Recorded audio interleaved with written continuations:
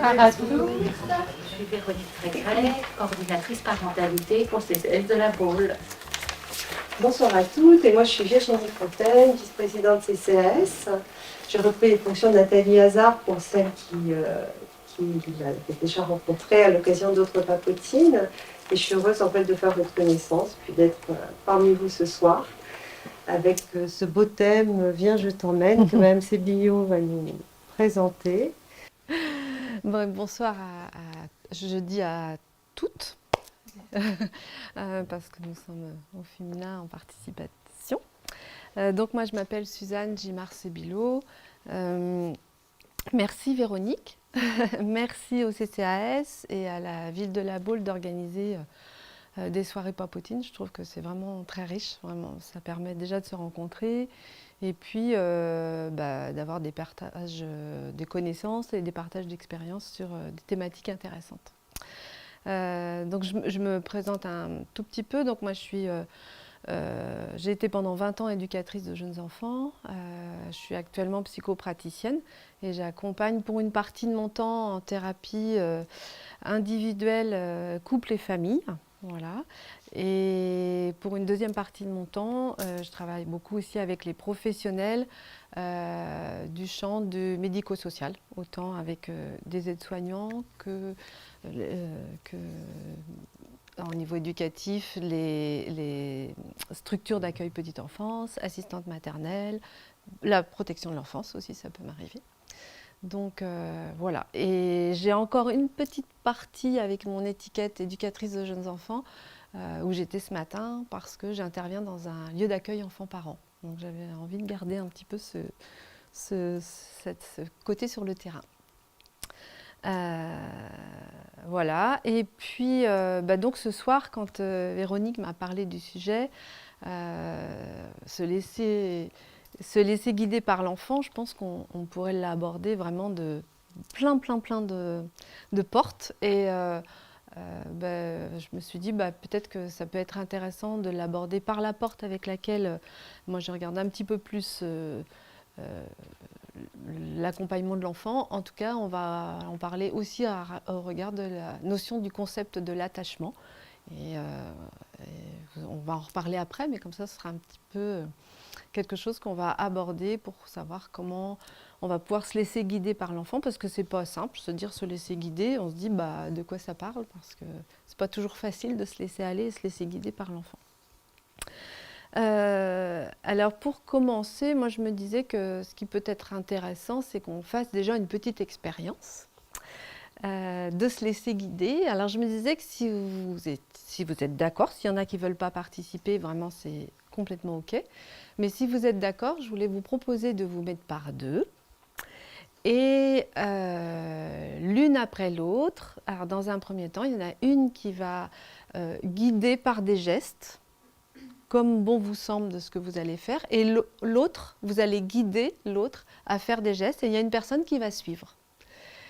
Donc, une fait des gestes et l'autre suit à faire ces gestes sans se toucher, sans se parler, pour voir comment c'est confortable, un, de guider, et deux, quand on est dans la position de suivre, qu'est-ce qui se passe. Voilà, histoire de mettre un petit peu l'idée de participation. Donc, je vous invite, pour celles qui sont d'accord, peut-être se mettre debout si c'est plus confortable, de se mettre par deux. Et dans un premier temps, vous allez décider laquelle commence à guider. Et puis, voilà, vous faites les gestes que vous voulez et l'autre personne va suivre ces gestes-là.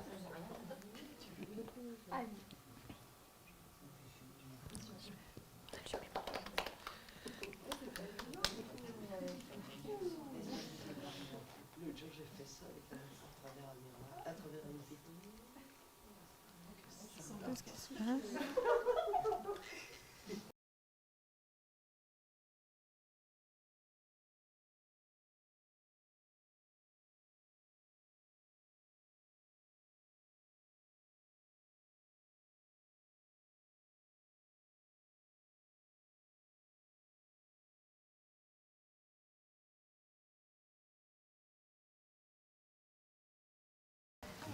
dans le regard, on va chercher l'intention.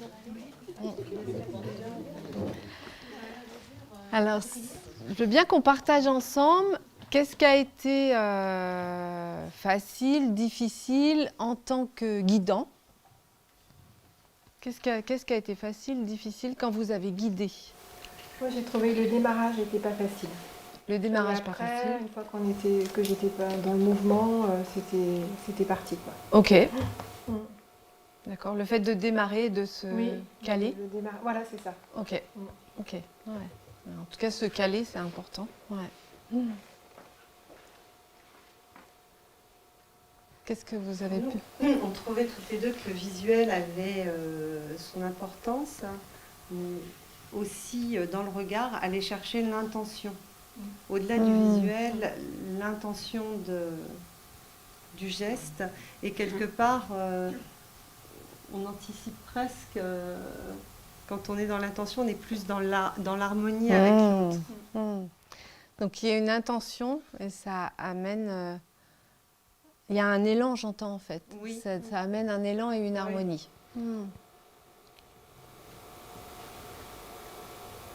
Je dirais que c'est pas forcément évident de savoir où veut nous mener l'autre en fait. Comme on disait au début, le démarrage c'est un peu compliqué parce qu'on n'a pas les codes forcément. C'est un peu comme si on parlait une langue différente et il faut le temps de se caler un petit peu. C'est vrai, c'est où elle veut que j'aille. Où elle veut que j'aille, où la personne veut nous emmener. Ouais. Et donc, ça amène à faire confiance. La notion de la confiance. Donc ça, c'est en tant que guidée, en tout cas. Oui. Ouais. Et en plus, on se connaît. D'accord. Donc c'est pas forcément plus simple en fait.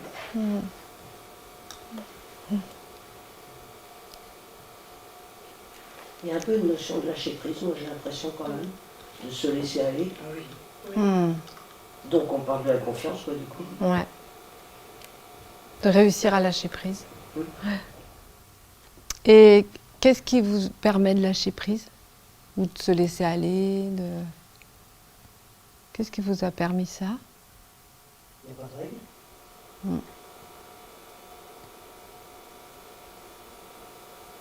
Le lien avec la personne en face, Peut-être le lien. Peut-être un peu sur l'intention, comme vous disiez, de voir que dans le regard, on peut être en confiance.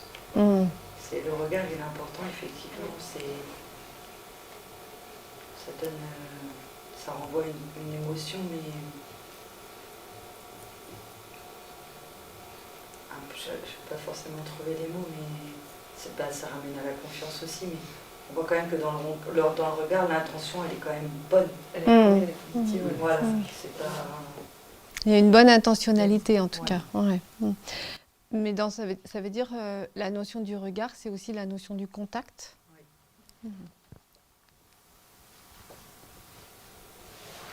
Et puis alors nous, il y a peut-être aussi une notion d'occuper, dans l'occupation de l'espace, en fait, une relation aussi à l'autre, parce qu'on a été très à l'aise sur des expressions avec nos bras. Oui. Et en fait, au bout d'un moment, on s'est dit, mais on aurait pu aussi bouger les jambes. Aussi. Et on l'a pas fait parce qu'on s'est dit, bouger les jambes, ça va peut-être faire désordre. Mais du coup, on n'a pas osé se lancer dans un autre registre. Voilà, on est resté sur les bras. Donc il y a le fait d'oser une certaine créativité, Oui. en fait. Se laisser aller dans la créativité et oser. Même là, on pouvait, vous n'aviez pas dit, spécifier qu'il fallait qu'on reste. Non oui. Voilà, on pouvait éventuellement, comme les enfants, on aurait pu C'est ça. occuper tout l'espace. Tout à fait. C'est Tout à fait. Nous ne sommes plus des enfants. je pensais encore. Tout à fait. Ouais. Il n'y avait pas de limite de nommer. Ouais. J'ai donné deux règles. Il y a une qui guide et l'autre personne qui suit. Et que de pas parler, de ne pas guider en parlant. C'était les seules règles de mise en place, en tout cas. Mais il nous a peut-être manqué de la spontanéité, justement. Parce que par exemple, chez les enfants, ça existe, la spontanéité. Mais peut-être que nous, on a des freins. Je pense qu'entre adultes, oui, on en a plus que quand on est seul avec les enfants, il faudrait pas Ouais, la spontanéité. Ouais. Je pense qu'on se l'est toutes dit au moins une fois quand même. Mais déjà, on est resté sur nos zones parce qu'on aurait Ouais. pu se déplacer. Oui. Les enfants se déplacent. Bien beaucoup, sûr. oui. Alors, est-ce que ce qui a freiné ça, c'est la notion de la sécurité par rapport au groupe? D'être tranquille dans le groupe? De ne pas déranger les autres. Mm. Faire attention aussi de ne pas C'est cogner, ça, de ouais. ne pas déranger, vous disiez pour les pieds, Mm. les mouvements. Donc, peut-être se sentir vraiment tranquille et en sécurité, en fait. Je ne sais pas si on a mis se sentir tranquille. Ouais. Est-ce qu'il y a d'autres retours? C'est intéressant. Moi, je trouvais plus agréable de se faire guider Ok, que de guider. ok. Ok. Plus agréable, dans quel sens vous diriez? C'était agréable de se laisser porter par l'autre, en fait. Ok. Plus agréable que le sens, dans le sens contraire. De Guider, guider. ça demandait plus de contraintes. D'accord. Guider demandait plus de quoi? De faire attention, de... Oui, de réfléchir, de faire attention à, voilà, comme vous disiez, de faire attention à nos gestes, que ça ne soit pas trop compliqué à reproduire. D'accord, ok. Donc guider à un moment demande plus d'attention, en tout cas, ouais. Ça va pour vous? Bah, c'est vraiment très intéressant ce que vous pouvez nommer. Si on ramène sur le thème d'aujourd'hui de se laisser guider. Alors, ce que je voulais vous dire aussi, c'est que l'idée de la soirée, en ayant un thème comme ça, c'est aussi que moi, je me laisse guider par vos questionnements, par là où vous avez envie d'aller, et que toute question, toute remarque, toute intervention, si vous n'êtes pas d'accord, si vous avez un partage d'expérience, voilà, qu'on réfléchisse aussi ensemble et que je me laisse guider par là où vous avez des questionnements et envie qu'on aille. C'est vraiment, c'est la bienvenue. Et donc, on voit bien que se laisser guider et guider, ça demande de l'énergie pour les deux personnes, en tout cas, ce que vous avez pu nommer. Le besoin de se caler, d'être en attention ensemble, qui est cette notion où la personne a envie de se laisser porter, ça va développer de la confiance. Il y a besoin de confiance, mais ça va se créer peut-être aussi au fur et à mesure. Un besoin de lâcher prise, c'est pas rien. D'avoir du lien avec de la personne, l'importance du contact, oser la créativité, éviter les freins à la spontanéité, se sentir tranquille et en sécurité, et guider peut demander plus d'attention. Ouais. Donc là, se laisser guider, on voit bien que de guider, c'est pas forcément chose facile, déjà entre adultes. Alors quand en plus, si on dit on va se laisser guider par un enfant, comment est-ce possible de se laisser guider par un enfant? Est-ce qu'on va être adulte suffisamment sécure et tranquille de se laisser guider et de se laisser aller par rapport à ce que va proposer un enfant? Et donc, dans cette dynamique-là, se laisser guider, c'est on peut arriver à deux extrêmes. Alors, je peux te demander, Ronnie. Les deux extrêmes, ce serait soit on va être par rapport à un enfant, soit on va être dans une extrême en adulte très dirigiste et très contrôlant pour emmener presque l'enfant là où nous on a envie de l'emmener. Soit on va être un adulte complètement absent, démissionnaire, et le laisser faire en fait, complètement l'enfant sans être là. De ces deux extrêmes,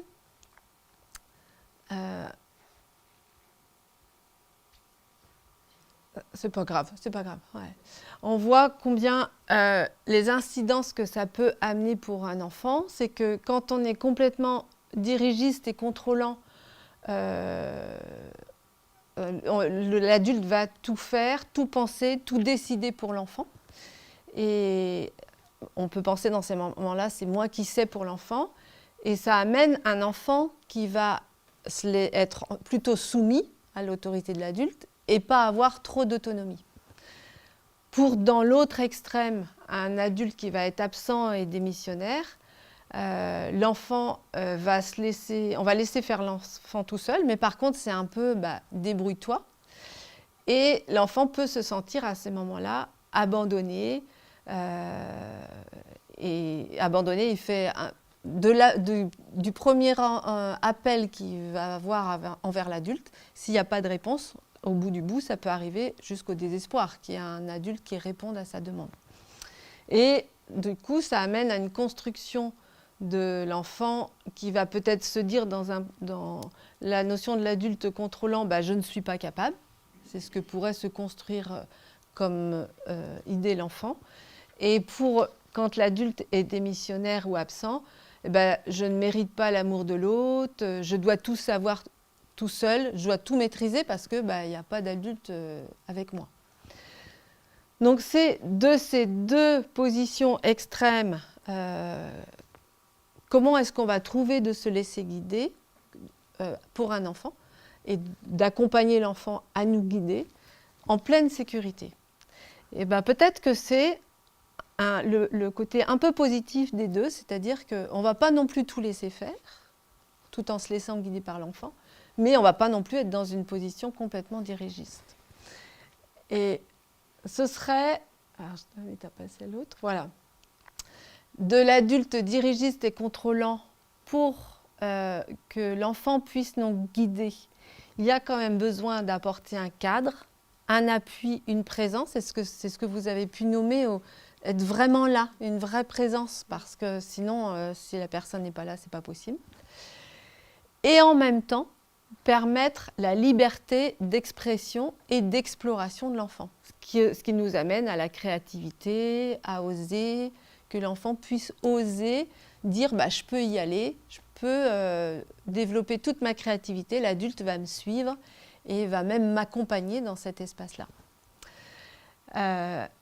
Donc le message que fait passer l'adulte quand il apporte un cadre, une présence et un appui, ça va être vraiment je suis là, tu peux compter sur moi. Ce qu'il y avait dans l'intentionnalité que vous avez pu nommer, en fait, vous saviez que vous étiez là l'une et l'autre, une vraie présence. Et l'autre, de l'autre côté, quand l'adulte permet la liberté et l'exploration, ça amène à l'enfant à intégrer je peux en fait. Je peux. Parce que l'adulte, il a confiance. Toi, tu peux y aller parce que j'ai confiance en toi. Tu vas pouvoir y aller, je sais que tu vas pouvoir. Et ces notions à la fois de « je suis là, je t'apporte un cadre et un appui et une présence », et en même temps « j'ai confiance en toi, tu peux y aller », et permettre l'exploration à l'enfant, on est tout à fait dans les bases de ce qu'on appelle un attachement sécurisant pour l'enfant. Alors, un attachement sécurisant, c'est quoi? C'est à la naissance, tout être humain a besoin d'une figure d'attachement qui va aider à grandir parce que l'être humain est l'animal le plus prématuré. On a 1 an de prématurité. Quand les bébés animaux naissent, quelques heures après, ils se mettent debout. Nous, on va avoir une moyenne d'1 an avant de pouvoir se mettre debout. Donc, de cette prématurité, il y a un besoin vraiment de pouvoir s'appuyer sur un adulte. L'enfant a absolument besoin de s'attacher. Et cette notion d'attachement, elle se met en place à la naissance. Pour le moment, on en est là, mais il semblerait qu'il y a aussi des études de qu'est-ce qui se passe aussi pendant la grossesse. Mais en tout cas, la notion d'attachement dure de la naissance à notre mort. C'est valable toute notre vie, qu'on a cet élan de s'attacher à quelqu'un. La notion de l'attachement, c'est... Alors pour nous en France, on n'a que ce mot attachement, mais c'est pas forcément la notion qu'on pourrait mettre tout le temps être attaché à quelqu'un, l'aimer, ou être attaché, on met le même mot pour être attaché à quelque part que être attaché à quelqu'un. Là, c'est dans le sens où c'est l'enfant qui va s'attacher à l'adulte qui va s'occuper de lui, parce que s'attacher, c'est j'ai besoin de toi. En fait, je peux pas, c'est une certaine notion d'avoir recours à, c'est la notion de la sécurité pour l'enfant. Et l'adulte va être dans une position de prendre soin pour l'enfant. Même si on dit qu'on est attaché aux enfants, c'est pas dans la même notion que la figure d'attachement que vous êtes pour l'enfant. On est attaché en termes affectifs, on va porter de l'intérêt à l'enfant, mais là, l'attachement, c'est vraiment l'enfant qui va s'attacher à l'adulte pour avoir de la sécurité. Et il y a une personne qui le dit très bien. Alors, je vais peut-être passer d'abord sur mon petit porte-avions. Et qui donne comme exemple la notion d'un porte-avions. L'adulte est comme un porte-avions pour l'enfant. Et donc, je me suis amusée à faire des petits avions. Le porte-avions, il y a des petits avions qui sont posés sur le porte-avions. Le porte-avions va remplir le réservoir du petit avion en carburant. Quand le réservoir de l'avion est plein, le petit avion va pouvoir décoller, aller voler, faire des expériences et revenir se poser sur le porte-avions dès qu'il va avoir besoin à nouveau de carburant. Plus l'avion est petit, plus le réservoir est petit et il a besoin de revenir très très très souvent sur le porte-avions et de re-remplir son réservoir. Plus l'avion va grandir, plus l'avion va pouvoir faire des voyages qui vont être un petit peu plus loin. Mais très régulièrement quand même, on revient sur le porte-avions. Parce que le porte-avions, c'est quand même l'endroit où il y a l'essence. C'est là qu'on va récupérer l'énergie pour pouvoir aller explorer, faire des visites, explorer le monde qu'il y a autour. Et puis, de temps en temps, il y a un avion sur le porte-avions, il y a un autre avion sur le porte-avions, et il y a encore un autre petit avion qui va arriver et qui va se poser sur le porte-avions. Dans ces moments-là, il y a de l'inquiétude, parce que est-ce que je vais toujours avoir une place sur le porte-avions? Donc, les avions, tous les petits avions, vont avoir tendance à faire des petits voyages et revenir très régulièrement sur le porte-avions pour se remplir d'essence. Un petit peu, pas forcément, mais en tout cas, ça va surtout être pour vérifier si le porte-avions il est toujours là pour eux. Et c'est comme quand nous, on a les restrictions d'essence, vous voyez, quand on n'est pas sûr, et certaine qu'il y aura de l'essence à la pompe à essence parce qu'il y a rupture de gazole ou de carburant en ce moment, qu'est-ce qu'on fait? Très souvent, on n'attend pas forcément que notre réservoir il soit complètement à vide. Même si on est à la moitié, on va vite revenir remettre un petit peu de plein parce qu'on ne sait pas, en fait, au moment où si j'en aurai besoin, qu'il y aura forcément de l'essence à la station essence. Donc là, pareil, quand il y a de l'inquiétude, quand on n'est pas sûr d'avoir une place sur le porte-avions, je vais faire des tout petits voyages et je ne vais pas aller très très loin pour venir me recharger régulièrement et vérifier surtout si le porte-avions il est toujours là. Vous avez bien compris l'image, je fais l'hypothèse, entre l'adulte qui va être le porte-avions de l'enfant, qui est la personne qui va nourrir le réservoir de l'enfant. Comment est-ce qu'on nourrit le réservoir? Alors, le carburant, ça va être tout le prendre soin de l'adulte. Ça va être je suis là. L'adulte va être suffisamment sécure, c'est-à-dire suffisamment sécurisant quand le porte-avions est vraiment toujours là de manière régulière, stable, qu'il y a une réponse cohérente, c'est-à-dire que si j'ai besoin de carburant, qu'on ne va pas me donner de l'essence. Donc il y a vraiment une réponse cohérente à la demande. C'est l'idée d'être fiable, stable, cohérent et chaleureux. C'est-à-dire que quand j'arrive sur le porte-avions ne va pas se mettre à bouger, il va rester bien stable.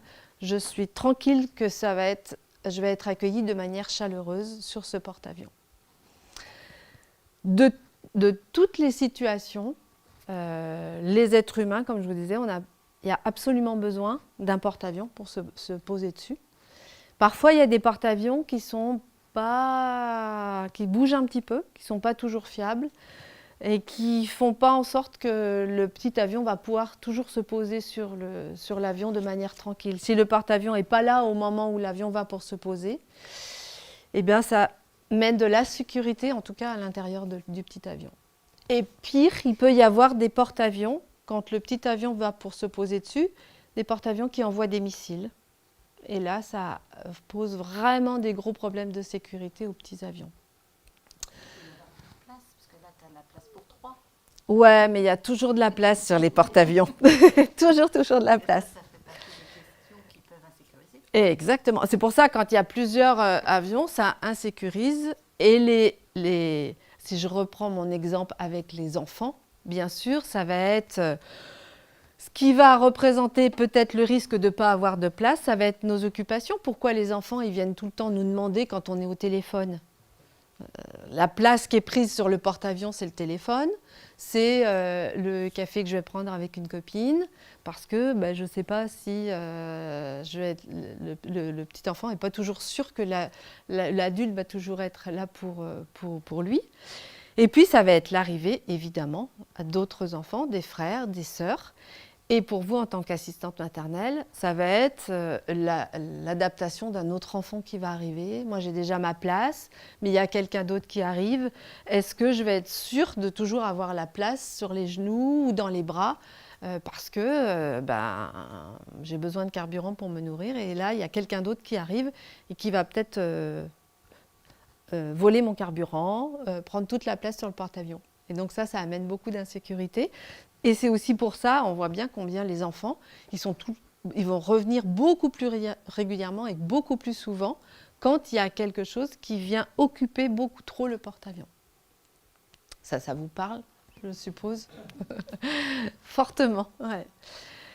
Ça va, ça, pour cette représentation avec le porte-avions. Donc, pour, en tout cas, que ce petit avion puisse aller explorer, il y a besoin de la sécurité. C'est absolument nécessaire. Et cette sécurité, on peut la représenter comme ça.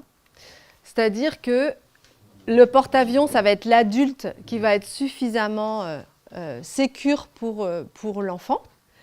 Quand l'adulte est sécure, c'est-à-dire fiable, stable, cohérent, qui apporte une réponse le plus cohérente à l'enfant, et dans la douceur et la chaleur, l'enfant peut aller explorer et guider l'adulte dans ses explorations qu'il va faire à son rythme, là où il a envie d'y aller. Et dans ces explorations, il sait que l'adulte veille quand même sur lui, qu'il va peut-être s'émerveiller sur ce que lui va faire, sur ce qu'il est, et il sait que l'adulte va être là pour l'aider s'il aura besoin. Et que l'adulte peut même prendre du plaisir avec lui. Et s'il arrive une chute, s'il arrive quoi que ce soit, l'enfant sait qu'il va pouvoir être accueilli et trouver de la protection, du réconfort, et s'émerveiller et aider à être apaisé dans ses sentiments et ses émotions quand il aura fait des expériences qui ont été plutôt désagréables et voire qu'il se sera blessé, qu'il y a des émotions de peur, même quand il y a des émotions de colère, de tristesse. Il va retrouver à ce moment-là un refuge, c'est un havre de sécurité pour retrouver du carburant, retrouver de la tranquillité et faire à nouveau ses expériences. Donc quand on disait se laisser guider par l'enfant, il y a aussi ces bases-là en fait. C'est comment on va pouvoir être assez sécure pour que l'enfant aille faire ses explorations à lui, que nous, on soit suffisamment confiante de le regarder faire. Et quand il va avoir besoin, eh ben, il aura suffisamment confiance que moi, je vais être là pour pouvoir l'accueillir si jamais aussi il tombe ou il lui arrive quelque chose émotionnellement qui l'a impacté par rapport à ce qu'il va vivre. Ça va, c'est assez pour le moment. Ouais. Alors, sauf que, comme je vous disais tout à l'heure, la notion de l'attachement, c'est de la naissance à la mort. Pour pouvoir, si on reprend ce cercle de sécurité, pour pouvoir aller explorer, j'ai besoin d'être sûre que j'ai de la sécurité. Quand je suis suffisamment sécure, je vais pouvoir aller explorer le monde. Et si j'ai besoin, je reviens retrouver de la sécurité. Si c'est valable pour l'enfant, c'est aussi valable pour l'adulte. Et nous, adultes, comme vous avez parlé à un certain moment, de se sentir suffisamment tranquille pour aller suivre l'autre, plus nous, adultes, on va être tranquille et sécure, plus l'enfant va pouvoir aller explorer tranquillement. Mais nous, c'est nous adultes, on se sent à certains moments déstabilisés, pas en sécurité, ça va être beaucoup plus compliqué d'accompagner l'enfant à nous guider et à le suivre de manière, sans nous inquiéter, à le suivre facilement dans tous les mouvements qu'il va être en train de faire. C'est-à-dire que on dit que notre système d'attachement, il s'allume quand on est en insécurité et on a besoin de revenir retrouver du réconfort, revenir retrouver du carburant. Et nous, adultes, notre système d'exploration, ça va être aussi votre système de prendre soin pour l'enfant.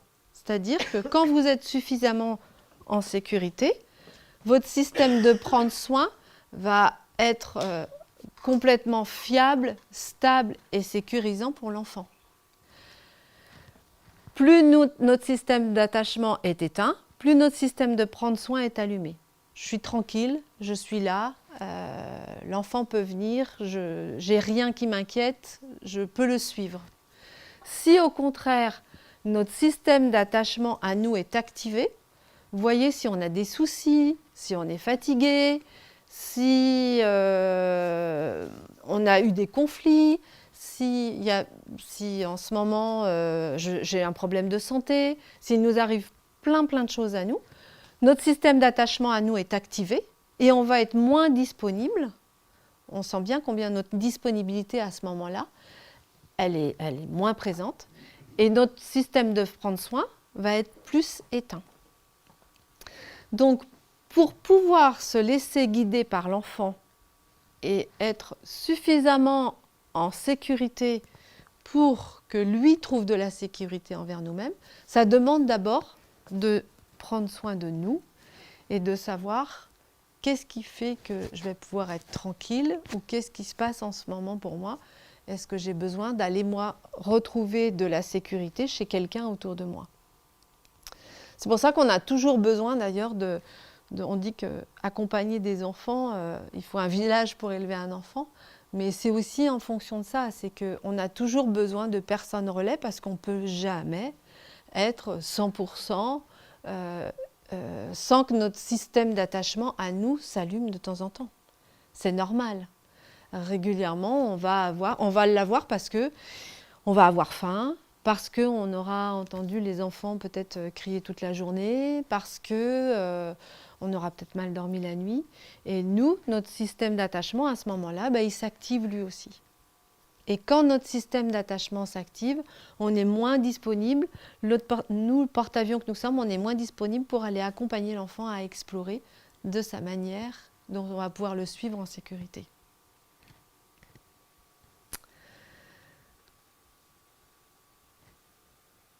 Alors, avant d'aller un peu plus vers les outils, ce que je voulais aussi revoir avec vous, c'est cette notion que ce qui m'a amené aussi à ça, c'est que quand j'étais professionnelle sur le terrain, se laisser guider par l'enfant, c'est pas facile. Parce qu'on, vous savez, au début, quand j'ai montré, soit apporter assez contrôlant, assez dirigiste, ou alors laisser tout faire. Je me rappelle avec une activité musique, sans trop savoir et en voulant laisser faire, je mettais tous les instruments de musique pour l'enfant. Et au lieu d'être quelque chose de très agréable, ça devenait très vite de la cacophonie. Là, j'étais dans tout laisser faire, je voulais que l'enfant explore, sauf que du coup, c'était explorer, c'était très désagréable pour tout le monde. Et après une formation musique, je pense que c'est là que j'ai compris se laisser guider par l'enfant. C'est me ramener de la sécurité à moi et apporter un cadre à l'enfant. Si je n'ai pas envie que ça tourne en cacophonie, c'est que je vais peut-être choisir les instruments de musique que je vais proposer à l'enfant. Et je ne vais pas mettre un xylophone, des cymbales, une flûte. Je vais, moi, apporter le cadre des instruments de musique que je vais proposer. Et comment après, je vais me laisser guider par l'enfant, c'est que lui va prendre des objets et, suivant les gestes qu'il va faire, je vais lui répondre. S'il commence à chanter, je vais commencer à chanter avec lui, je vais peut-être lui répondre. Je vais laisser l'initiative de l'exploration à l'enfant, mais je vais quand même lui montrer que je suis là, qu'il n'est pas tout seul. Tu explores cet objet-là, tu vas faire 2 coups, je vais peut-être lui répondre 2 fois sur le tambourin, et il va se rendre compte qu'il peut avoir un effet dans la relation aussi. Il y a quelqu'un qui me répond en face. Et je pense que c'est ça, se laisser guider par l'enfant, c'est comment on va amener, pas forcément tous les jouets, parce que ça peut vite devenir très compliqué pour l'enfant, et pour nous, pour tout le monde, mais aussi quand il y a un cadre sécurisant, je vais le laisser faire, je vais le laisser prendre l'initiative de l'action de jeu, et puis je vais toujours lui montrer que je suis là, et le suivre dans ses mouvements d'exploration des jouets qu'il aura devant lui.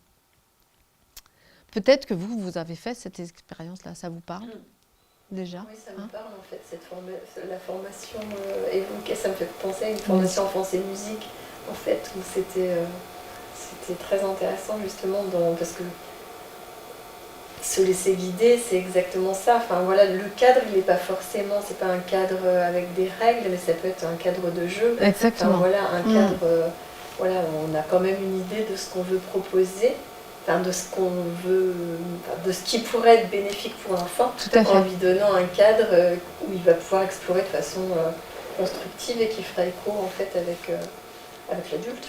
Tout à fait, ouais. Oui, complètement. Si vous revoyez les schémas tout à l'heure, vraiment dans l'idée, c'est pas, je vais pas être dirigiste et lui dire, tu fais de cette manière-là.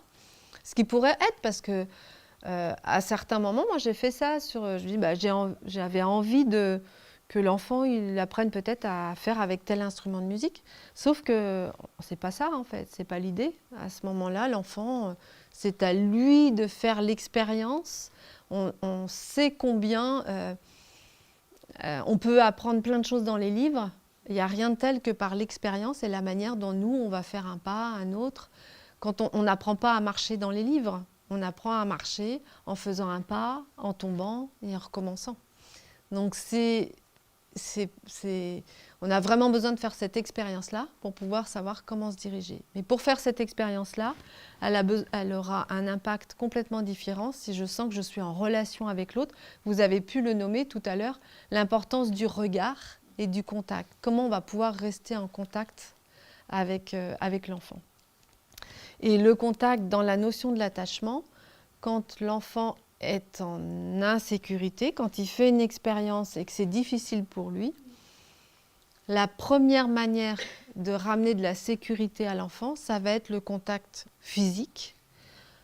Après, peut-être parfois le contact visuel ou le contact verbal est suffisant, mais même pour nous, adultes, quand on disait tout à l'heure que si notre système d'attachement s'active nous aussi, parfois, le fait d'entendre des personnes, ce n'est pas suffisant pour nous ramener de la sécurité. On a vraiment besoin d'aller voir une amie, aller voir de la famille, aller voir des proches pour sentir que ça va aller mieux. Parce qu'au tout début, le bébé, ça va être le contact qui va l'apaiser et ramener de la sécurité, le contact vraiment physique, le corps. On y revient maintenant à cette notion du peau à peau pour les bébés, heureusement depuis un petit moment. Et donc quand on est vraiment nous aussi en grande insécurité, juste appeler, parfois c'est pas suffisant. On va avoir besoin d'être en contact présentiel avec la personne. Et le contact, c'est là qu'on voit les ados. Quand ils commencent à partir de la maison, c'est normal, complètement normal, que les ados, ils appellent que quand ça ne va pas.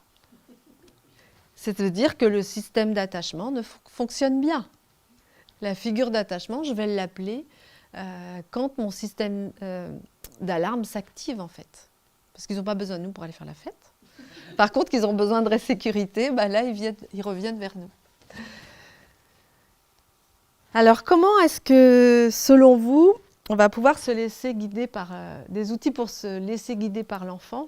La première chose, et vous l'avez nommé, j'ai trouvé ça vraiment intéressant, quand vous avez parlé de la posture, c'est vraiment ça en fait. Comment dans notre posture à l'intérieur, on va être un adulte sécure qui permet un cadre sécurisant pour l'enfant.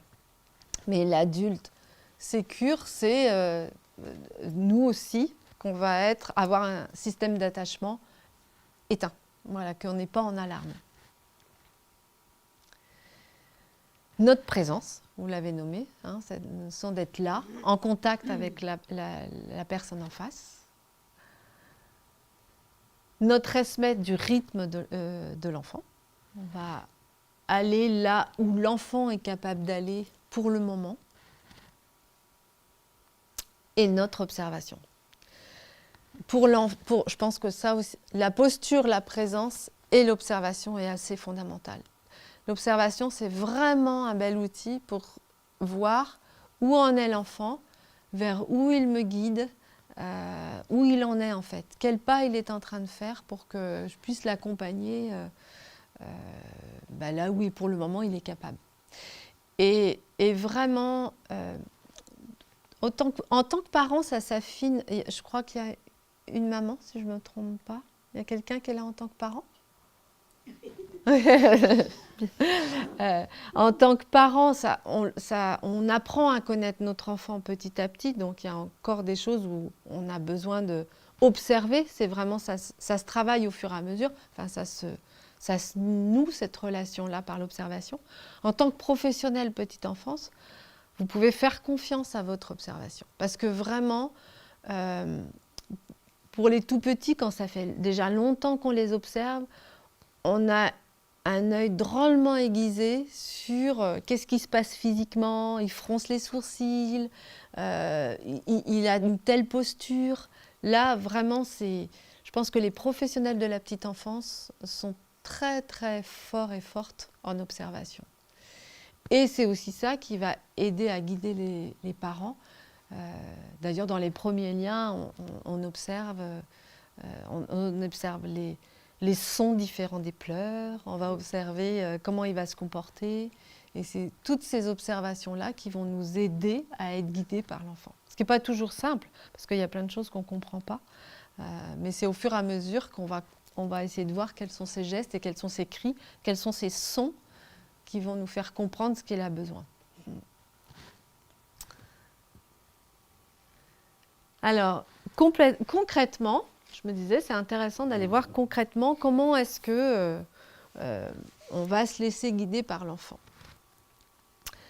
Alors, au niveau d'échange, ça se présente en fait dans tous les moments de la vie. Se laisser guider par l'enfant, c'est pas toujours que dans les jeux. Je vous donnais l'exemple des instruments de musique tout à l'heure, mais c'est vraiment à chaque pas à pas dans les expériences de la journée.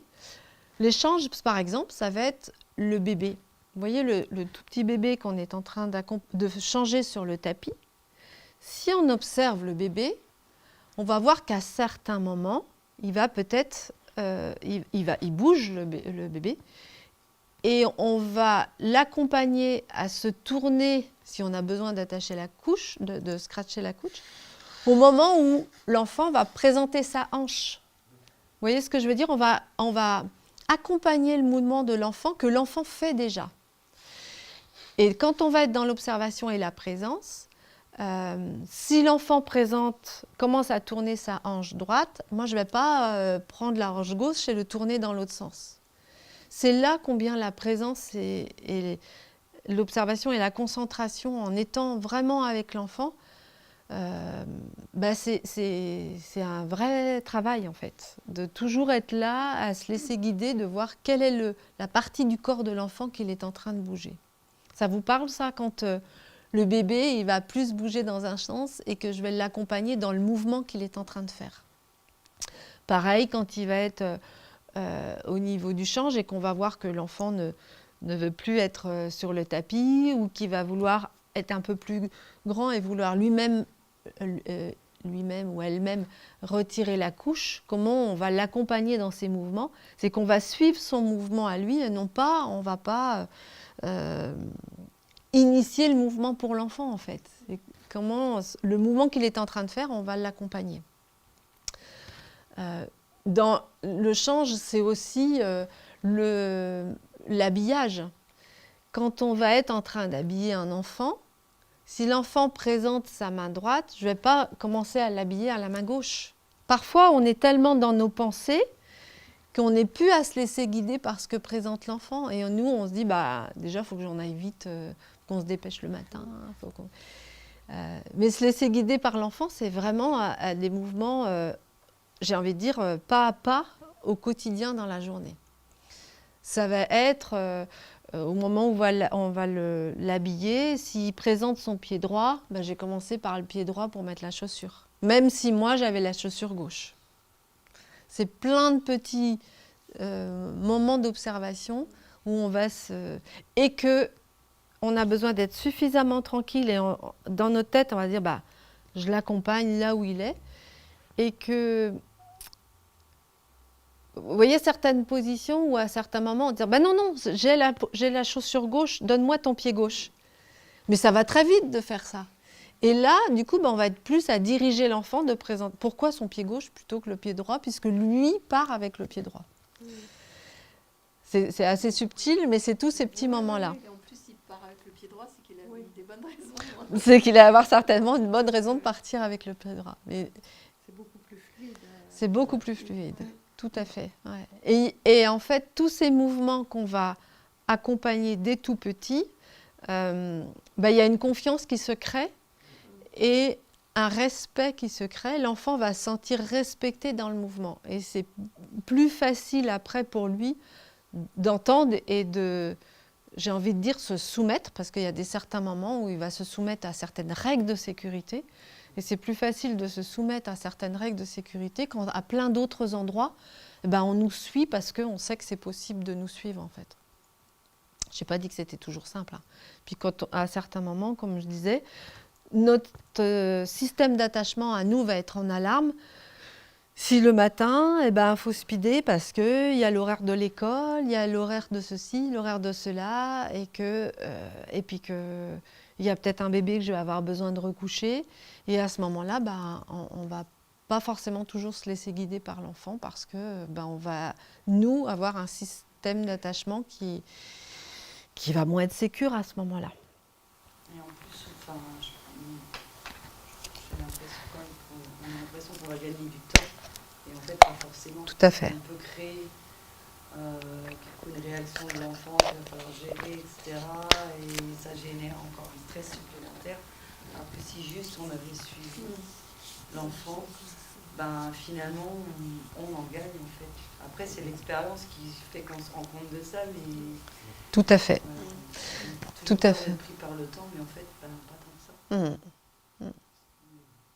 Oui, là vous avez un exemple, ça me rappelle un exemple d'une maman qui, tous les matins, c'était la crise parce qu'elle prenait l'enfant, elle l'attachait dans le siège auto et fallait aller vite parce que c'était l'heure de l'école, et en fait, tout le temps du trajet se faisait avec les cris de l'enfant, il y avait les pleurs, en arrivant à l'école, il fallait il fallait prendre un temps pour calmer pour apaiser l'enfant avant de se séparer. Ça prenait un temps fou.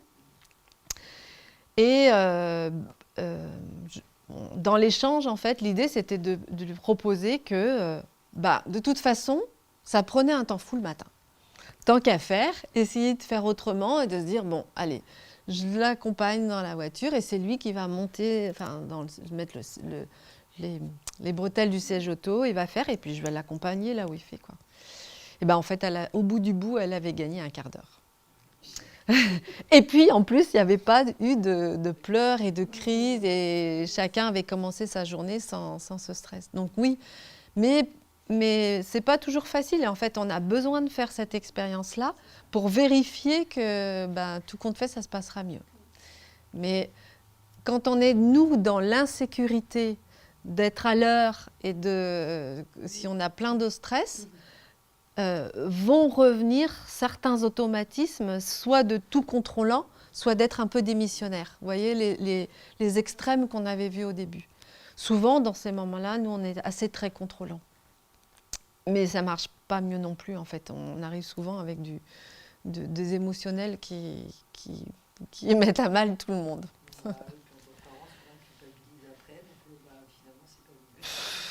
Ouais, parce que quand on part faire sa journée et qu'il y a eu des pleurs, la journée, elle est difficile pour tout le monde d'ailleurs. Ouais, pour tout le monde. Les quelques accidents que j'ai pu voir, c'était pas rare que les accidents, c'était des séparations le matin pour l'enfant qui faisait des chutes ou des choses comme ça dans les lieux d'accueil. C'était des moments où la séparation avait pu se faire parfois dans la douleur ou un peu rapide, parce que c'est pas toujours facile de se séparer tranquille, pas toujours simple. Ça va pour l'échange, l'habillement. Est-ce que vous avez d'autres exemples pour suivre justement l'enfant dans ces situations-là? L'échange, les habillements Je dirais le change de goût. Moi je trouve que ça me... j'apprécie vraiment de faire le change de goût. Ok, ouais. C'est quelque chose que je n'envisageais pas, ça ne me traversait pas l'esprit en fait, quoi. Et puis petit à petit ça s'est mis en place et c'est confortable. C'est confort et je trouve que les enfants ils sont beaucoup plus à l'aise en fait, à un âge forcément. Ils sont plus acteurs. Ils sont plus acteurs et carrément. Et puis ça les valorise en fait. Moi je trouve que le change de goût c'est un vrai plus pour l'enfant, c'est vraiment top.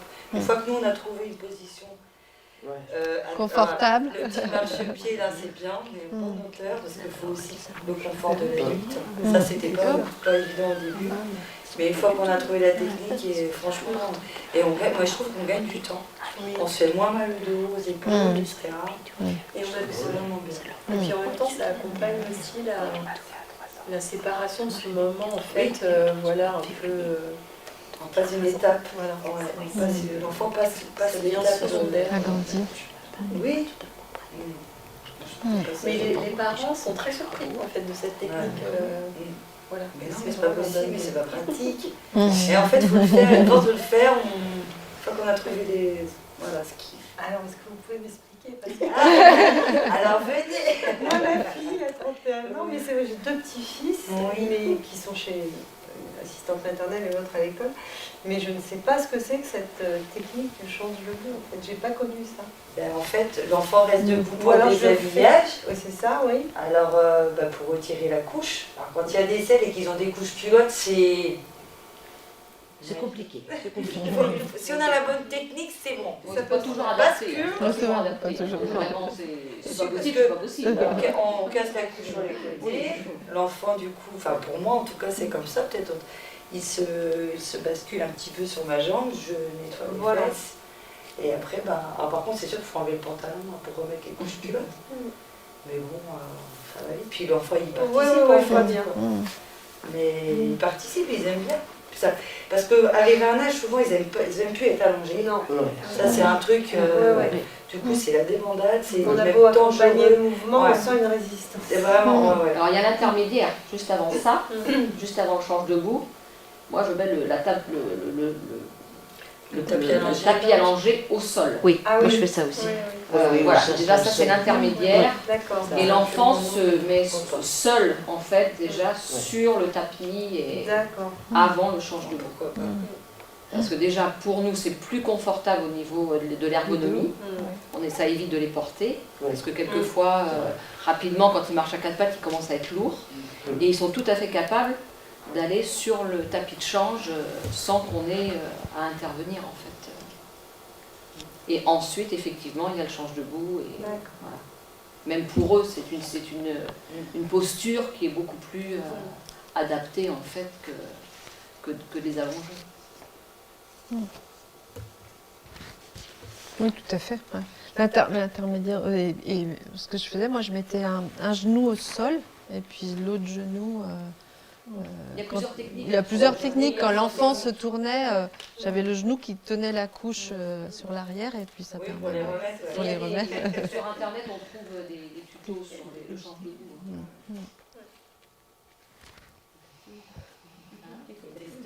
Non, mais c'est pas évident. C'est pas évident de le pratiquer quand on ne pas. Je fais le change debout, mais debout sur la table allongée. Ah oui, ah oui, ah oui. Donc, c'est pas bon. ah, ouais. Donc je vais faire ça, je vais mettre Par terre. du jour. Je vais mettre par terre et ce sera beaucoup mieux. Ouais, complètement. D'accord. Ouais, tout à fait. C'est plus sécurisant. Bah oui, parce que Ouais. quand ils grandissent, après ça devient C'est compliqué. ça. Ouais. Donc là, c'est vraiment une notion de se laisser guider là où en est l'enfant dans son autonomie et pouvoir l'accompagner dans ses mouvements et là où il peut en être en fait. Ouais. Au niveau des repas, comment est-ce qu'on va pouvoir se laisser guider par l'enfant en toute sécurité? C'est toutes ces petites notions où on va être vraiment présente et quand l'enfant tourne la tête ou montre quelque chose et qu'il est plutôt à expliquer quelque chose, on va peut-être pas en profiter pour mettre dans la bouche en fait. Je le dis parce que ça arrive, voilà, ça peut arriver. C'est au contraire, on va se laisser guider dans son exploration là où il en est au moment, ce qu'il a envie de nous dire, ce qu'il a envie de partager, et qu'on va voir quand est-ce qu'il est prêt à manger, quand est-ce qu'il ouvre sa bouche, quand est-ce qu'il va être prêt à vouloir prendre la cuillère, prendre peut-être les aliments à la main et avoir envie de... Alors, il y a plusieurs manières. L'idée, c'est d'apporter un cadre qui soit sécure pour l'enfant et que l'adulte soit en sécurité aussi avec ça, parce que en se laissant guider complètement par l'enfant, il y a la diversification alimentaire menée par l'enfant. Mais pour ça, il faut vraiment que l'adulte soit suffisamment sécure avec ça. Et c'est OK si on va se laisser guider en accompagnant aussi avec la cuillère et qu'on va continuer on va plutôt mixer pour l'enfant si c'est plus tranquille pour nous. Comme on a besoin que notre système d'attachement ne s'active pas pour pouvoir se laisser guider là où va l'enfant, on va aussi l'accompagner là où c'est sécure pour nous. C'est surtout ça important. Si on veut faire de la diversification alimentaire qui permet en effet de se guider pour là où l'enfant va en être au niveau des morceaux, mais si nous, ça nous met en stress de voir qu'à chaque fois il fait une fausse route ou de qu'est-ce qui va se passer, je pense que l'intérêt il est complètement perdu dans ces moments-là. Donc vaut mieux mixer pour l'enfant et l'accompagner là où il en est dans l'apprentissage de la cuillère et il va prendre peut-être la cuillère peut-être avant de commencer à apprendre avec les doigts et c'est pas grave en fait. C'est comment ça va être confortable que l'enfant puisse apprendre en sécurité et il pourra gagner beaucoup plus d'autonomie si l'adulte est en sécurité dans le cadre qu'il va lui proposer plutôt que de vouloir proposer quelque chose avec lequel on ne va pas être sécure. Comme l'alimentation, enfin, comme on le dit, vaut mieux un biberon bien donné qu'un allaitement dans le stress en fait. Et donc pour les parents, vaut mieux être tranquille à donner un biberon si jamais l'allaitement n'est pas tranquille pour soi. Donc ça c'est vraiment... Merci. Et au niveau des repas, qu'est-ce que j'avais envie de vous partager Alors, se laisser guider aussi,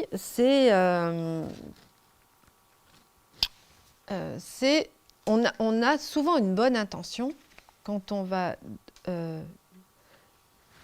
vouloir guider l'enfant sur certaines orientations. Dans notre culture, on fait entrée, plat, dessert.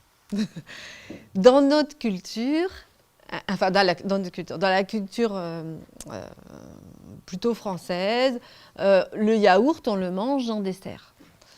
Dans d'autres endroits du monde et dans plein d'autres endroits du monde, le yaourt, on va le manger au goûter ou on va le manger en entrée. Personnellement, je ne mange jamais de fruits en dessert. Les fruits, je vais plutôt prendre en goûter ou en entrée. Donc avec une bonne intention, souvent on a envie de donner un ordre chronologique de comment on mange pour un enfant.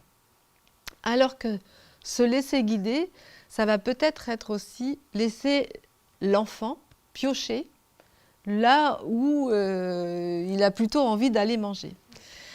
Et vous avez le droit de me contredire, et au contraire, je veux bien qu'on en échange, mais en tout cas, en structure, en travaillant, il y avait un plateau où l'enfant il avait toute sa nourriture devant lui et il pouvait manger une cuillère du yaourt, une cuillère de la purée, un petit morceau de pain s'il y en avait, si c'était l'âge du pain. Et en fait, c'était tranquille. Il se laissait guider par soit l'envie de sucre, si c'est du sucre, et il tournait entre purée, viande quand il y en avait, le yaourt après, la compote après. Et les repas se passent sans problème.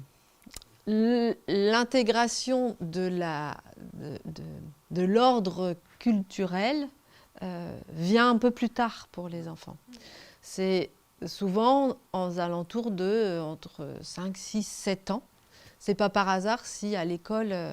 il y a des matières qui arrivent plus à l'âge de 6-7 ans, c'est qu'on est plus dans une ouverture culturelle à ce moment-là. Et l'enfant, tout petit, il va se laisser guider plus par ses besoins, qu'il ne va pas pouvoir nommer, mais il va peut-être avoir plus besoin d'aller manger le yaourt en premier, et ce n'est pas grave. Et par expérience, mais vous avez le droit de me contredire, ce n'est pas parce qu'il va manger le yaourt en premier qu'il ne va pas manger sa purée. Vraiment... Alors, ce qui était dans la notion de contrôlant et dirigiste, c'était tu n'auras pas ton dessert si tu ne manges pas ton plat avant.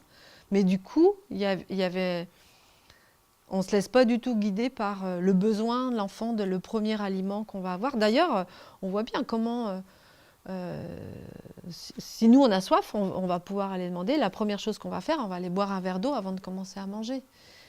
Nous, on va le savoir. Si on propose à l'enfant, il va avoir certains élans déjà où il va savoir aussi ce qui est bon pour lui. Mais ce n'est pas toujours facile. Il faut savoir comment on est en sécurité avec ça. Mais voilà, je ne sais pas ce que vous pratiquez dans les repas. Ça vous parle pas? De laisser aller l'enfant... On a changé aussi. En fait, on a fonctionné en entrée plat dessert et ça fait 1 an qu'on fonctionne maintenant en plateau. Et en fait, c'est très riche, c'est beaucoup plus serein. En fait, c'est des moments qui sont sereins et les enfants sont beaucoup plus... Voilà, même en petite collectivité, il y a quand même une dizaine, une bonne... Des fois même 15 enfants qui mangent en même temps et c'est très serein comme moment. Donc on ne changerait pour rien. C'est ça. On va laisser l'enfant se guider lui-même par l'élan du repas qu'il a envie de commencer à manger. Et on va dire, mais pourquoi il mélange le yaourt avec de la purée et en même temps on met bien de la crème fraîche dans notre purée. Donc voilà, tout est possible. Ok. Au niveau du sommeil. Alors, le sommeil, c'est vraiment très particulier parce que le sommeil est contrairement au repas ou le besoin d'aller aux toilettes, c'est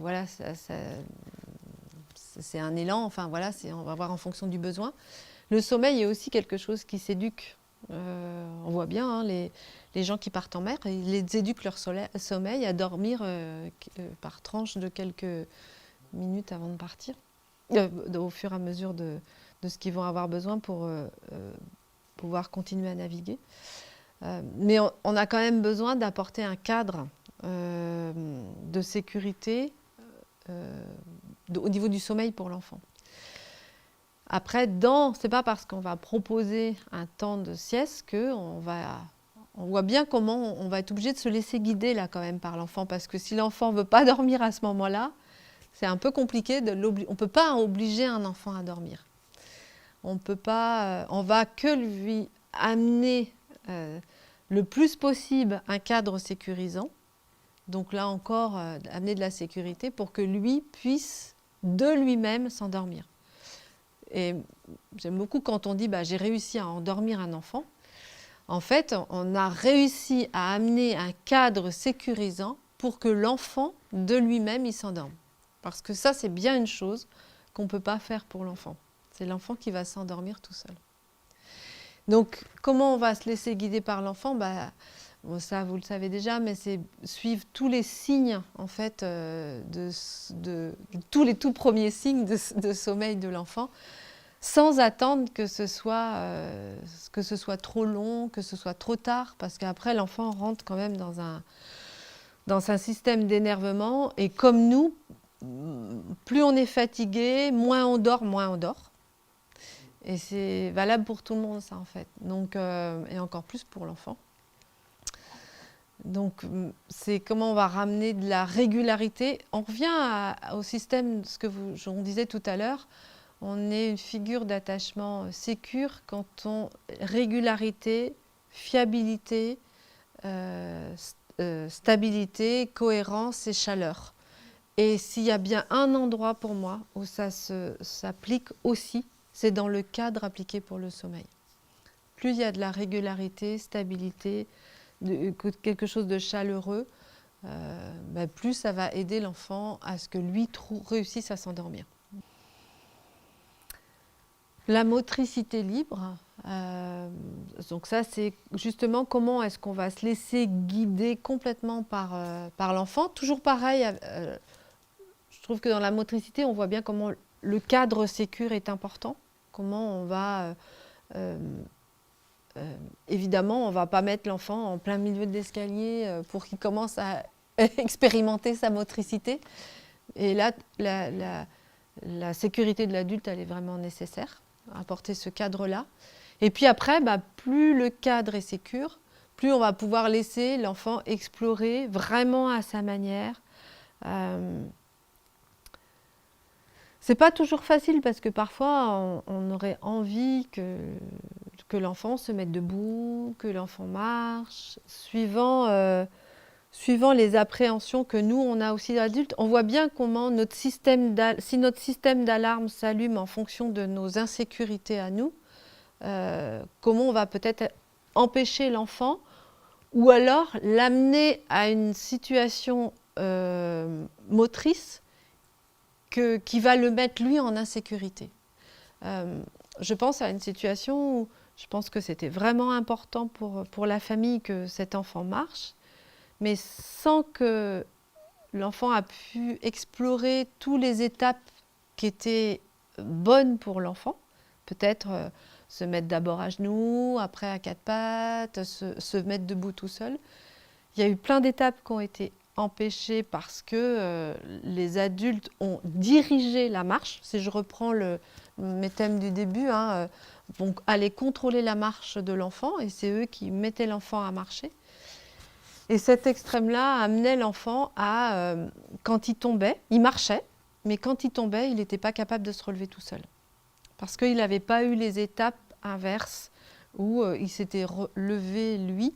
Et donc, en tombant, on n'avait pas l'étape dans l'autre sens non plus.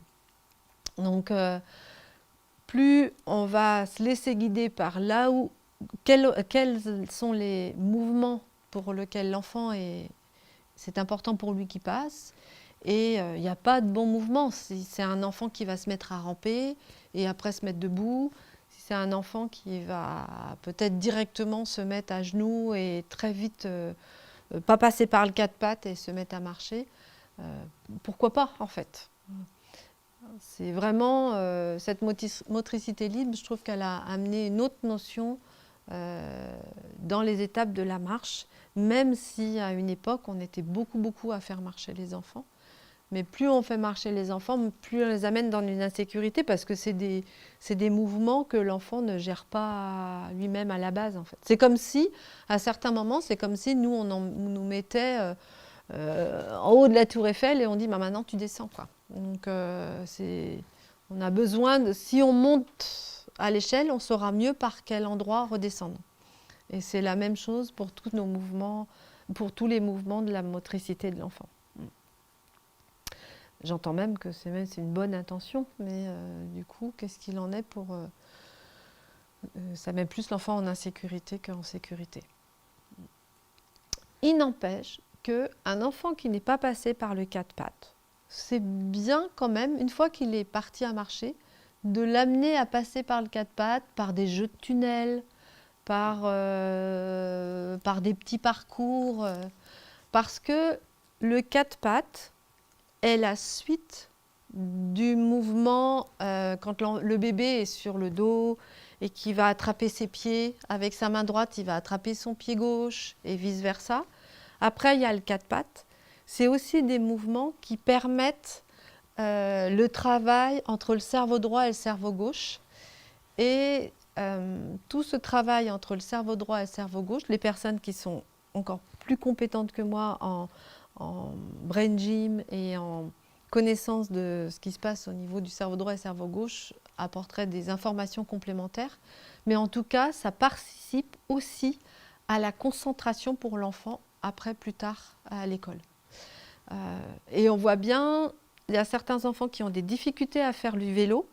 Ça peut être pas rare que c'est des enfants qui ne sont pas passés par le quatre pattes, par exemple. Le passage du quatre pattes aide vraiment à la latéralisation droite-gauche. Et la latéralisation droite-gauche aide à la concentration après.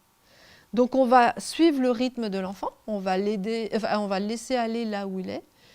Et c'est là aussi la sécurité que l'adulte va amener. C'est peut-être un parcours, on va mettre un tunnel pour qu'il permette de s'explorer et de passer à l'étape du quatre pattes, ou en tout cas tenter le quatre pattes, voir comment c'est pour l'enfant. Mais il y a des jeunes enfants tout petits qui ont vraiment peur du tunnel. Oui. Donc Oui, tout à fait. moi je vois dans la pratique, parfois ce qu'on fait, on met une balle pour montrer le parcours de la balle, ou un petit jouet, son doudou, n'importe quoi. Mais c'est compliqué pour certains enfants. Tout à fait. Si l'enfant fait le quatre pattes à côté, déjà, c'est pas la peine. Et puis, ça va être pour les plus grands, quand ils seront passés par... Ceux qui ne passent pas par le quatre pattes avant la marche, c'est-à-dire qu'ils sont déjà un petit peu plus grands, on va prendre des enfants de 18 mois, et s'ils ne sont pas passés par le quatre pattes, on peut leur proposer à ce moment-là le tunnel. Mais déjà, le tunnel, si on sent qu'ils ont peur dans le tunnel, un super tunnel qui est ouvert de partout, c'est des pieds de chaise. Ils passent à quatre pattes sous les pieds de chaise, et là, ils se faufilent dans... On peut jouer avec eux, et puis nous, on peut passer avec eux aussi. Ça, c'est pas mal. Parce que si on passe avec eux, l'enfant, là, il va être guidé par nous à ce moment-là. C'est peut-être pour lui ramener de la sécurité. Mais on va observer aussi là où en est l'enfant, dans sa capacité à ne pas avoir peur. Le tunnel, ça peut être angoissant. Même dans tout ce sens. petit, hein, Oui. quelque chose de tout petit. Et moi, ça me donnait l'image un peu d'une transition, quoi, de changer l'espace. Il faut se mettre au niveau de l'enfant. En fait. C'est ça, il faut se laisser guider par ce que va nous dire l'enfant et voir si c'est OK pour l'enfant ou pas OK pour l'enfant. On va proposer un cadre sécure et on va se laisser guider par ce que va faire l'enfant.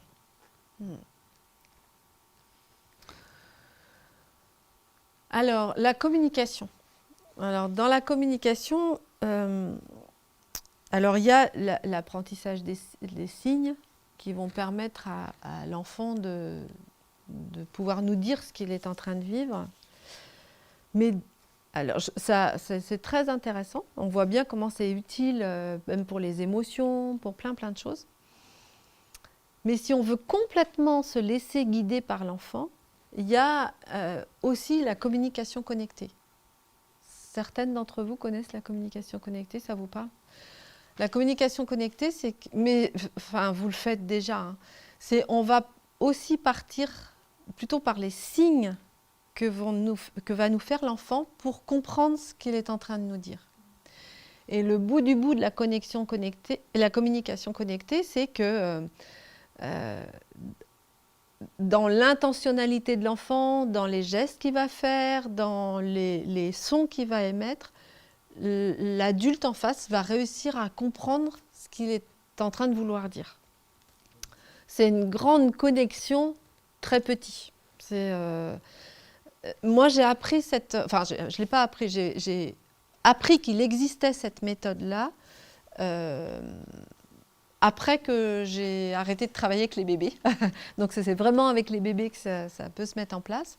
Mais en même temps, c'est déjà quelque chose qu'on fait quand on est dans une grande observation du tout petit pour observer ses gestes, ses mots, ses sons, pour comprendre ce qu'il est en train de nous dire. C'est ce qui va se faire aussi dans une certaine intuition.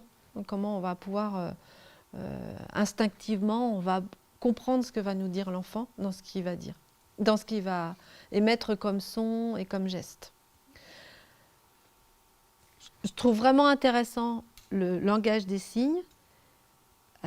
Dans cette démarche-là, c'est quand même l'adulte qui apprend le signe à l'enfant. On n'est pas à se laisser guider par les signes de l'enfant. Donc, c'est aussi pour se laisser guider complètement par les signes de l'enfant, c'est comment on va observer ces signes. Alors après, il y a la méthode aussi quand les bébés sont tout petits, d'entendre les sons de l'enfant, parce que il semble que tous les bébés du monde, à moins de 4 mois, pour dire j'ai faim, donnent le même son, font le même son. Tu pourras en parler mieux que moi, hein, sur le langage des bébés par Priscilla Dunstan. Donc c'est tous les bébés du monde pour dire j'ai faim, ils vont faire le même son. Tous les bébés du monde pour dire j'ai envie de dormir, ils vont faire le même son. Je trouve que c'est vraiment intéressant d'aller écouter ces sons-là. Ce que je trouve encore plus intéressant, c'est quand même qu'on garde la relation et que ça ne devienne pas quelque chose de technique. Dans toutes ces notions qui sont vraiment intéressantes, pour moi, le premier support à se laisser guider par l'enfant, c'est d'être en relation avec l'enfant. Et comment on va pouvoir garder le lien sans vouloir faire une technique qu'on va apprendre, j'ai envie de dire, soit par vidéo, soit par des livres. Voilà. Et c'est pour ça que le langage des signes, il a du sens.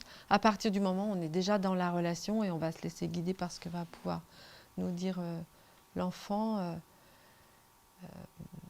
Quand ça aide à être dans la relation, moi je trouve ça vraiment important. Mais c'est vrai que c'est quand même une technique où c'est l'adulte qui apprend à l'enfant et ce n'est pas les signes de l'enfant que l'adulte va décoder. Aller rencontrer les autres. Alors, comment on va se laisser guider par l'enfant? Et ça, j'avais vraiment besoin de parler avec vous d'une notion vraiment très importante. C'est on va se laisser guider. Vous savez, quand on est dans la rencontre des autres, l'enfant, il va aller se cacher derrière les jambes des adultes. On va se laisser guider de la manière où il a envie d'appréhender l'espace et on va l'accompagner là où il est. Et à ce moment-là, là aussi, je trouve que c'est vraiment important d'aller là où l'enfant peut aller, parce que toujours avec une bonne intention, et souvent les intentions, c'est le respect des bonnes règles de vie qu'on a. Il faut aller dire bonjour, il faut que les petits respectent les autres, les adultes aussi, en voyant qu'il y a un adulte en face, et puis aller, je reviens sur se dire bonjour. Et en même temps, je trouve que c'est assez discordant quand on dit on va obliger un enfant à aller dire bonjour parce que c'est important pour nous qu'il apprenne les règles de vie, et 5, 6, 7 ans plus tard, on va lui dire bah, tu dis pas bonjour à tout le monde parce qu'il y a des gens, en fait, on ne peut pas avoir confiance. Alors, on peut avoir confiance par contre à ce que la nature nous a amené des petites antennes qu'on a besoin de laisser se développer.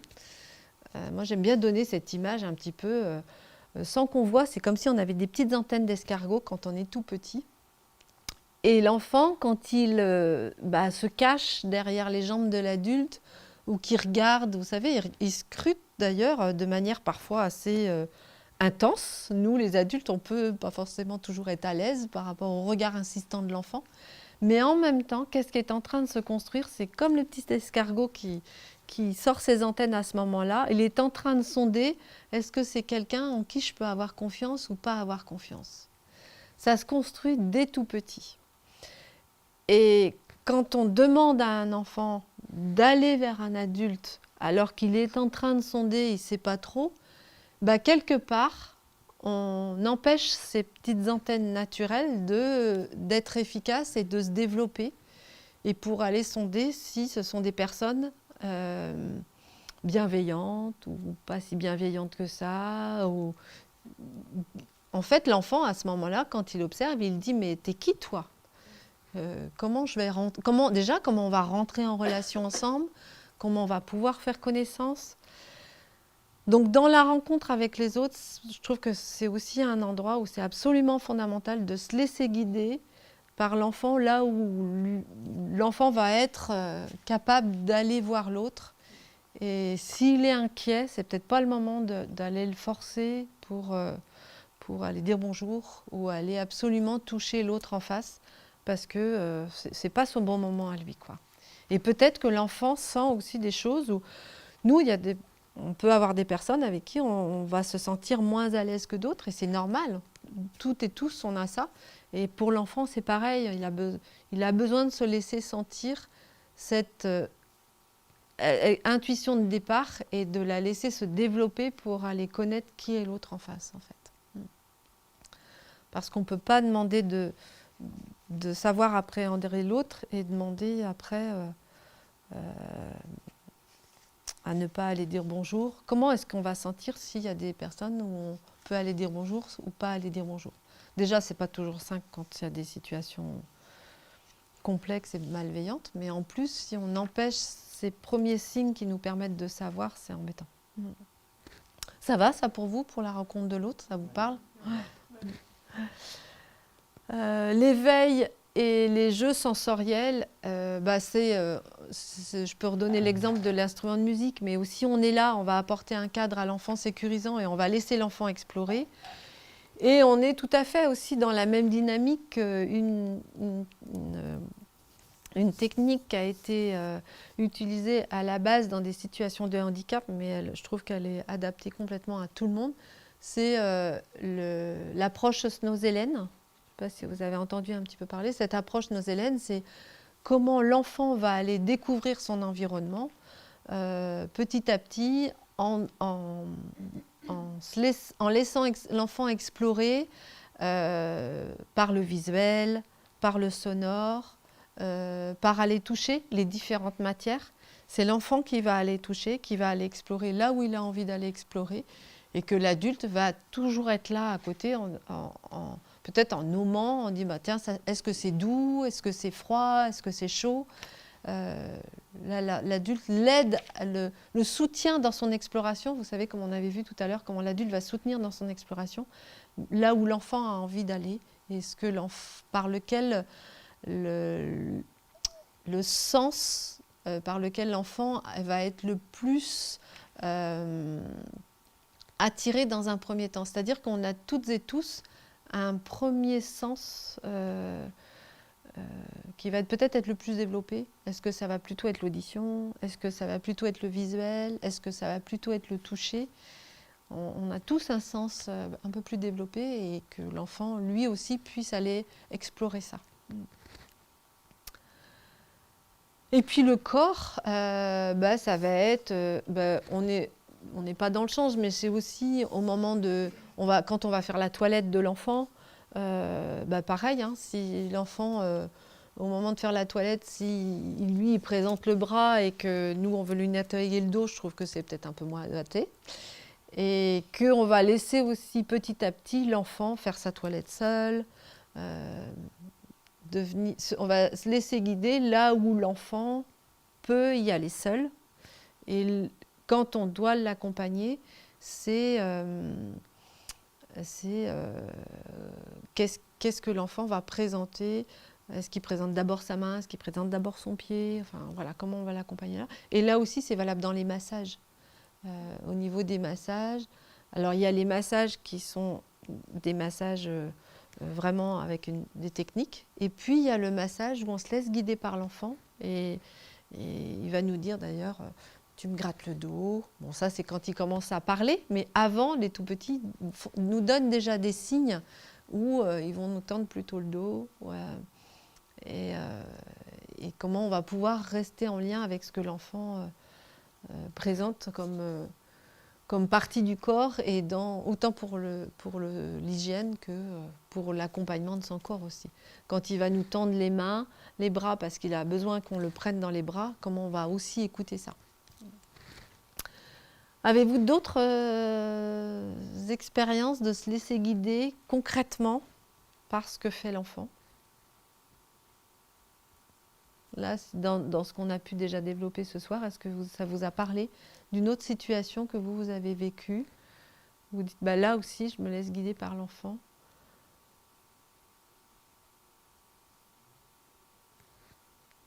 Ça va? Ouais. Ça demande d'être sécure pour pouvoir le suivre. Ouais.